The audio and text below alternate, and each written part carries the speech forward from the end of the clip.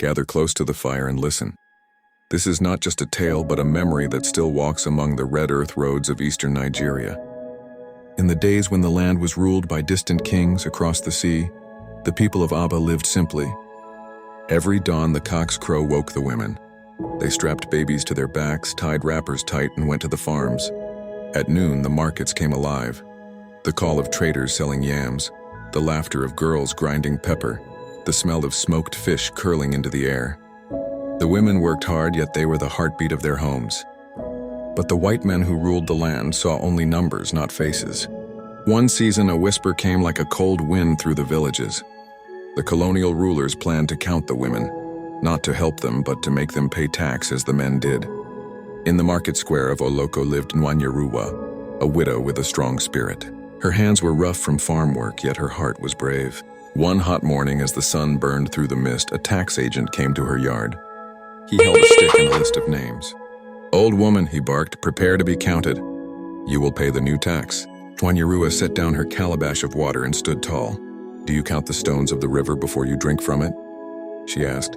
"We women feed the land. We will not be counted like cattle for your tax." The man left in anger, but Nwanyeruwa's words traveled like the echo of a drum. That evening, as the sun sank behind the palm trees and the sky turned the color of burning oil, she went to the market. She stood on a wooden stool and called, "Sisters, the tax is not for our good. If we bow today, our daughters will bow tomorrow. We must rise." The women listened. They whispered the news at the riverside, shared it as they pounded yam, sang it in low voices while rocking babies to sleep.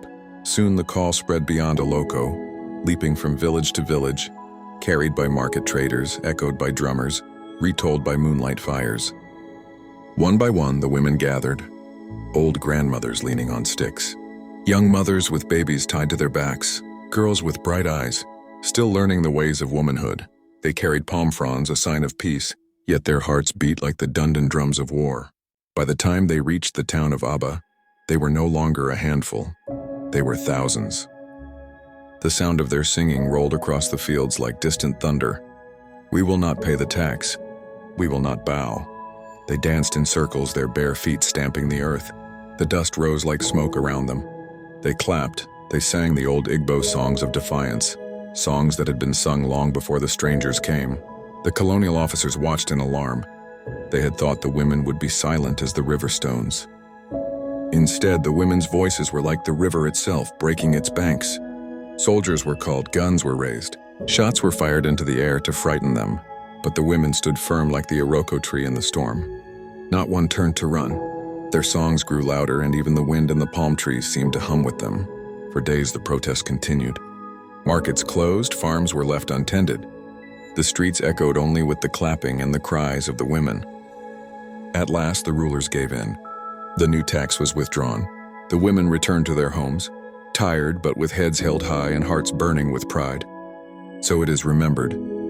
In the year 1929, when fear might have silenced them, the women of Aba stood together as one voice, one drum beat, one unbroken wave. Listen well, children of today. The strength of unity is like a river. When it flows together, even the tallest tree may fall before it. If this tale of courage has touched your heart, then let your fingers dance as theirs once danced on the drum.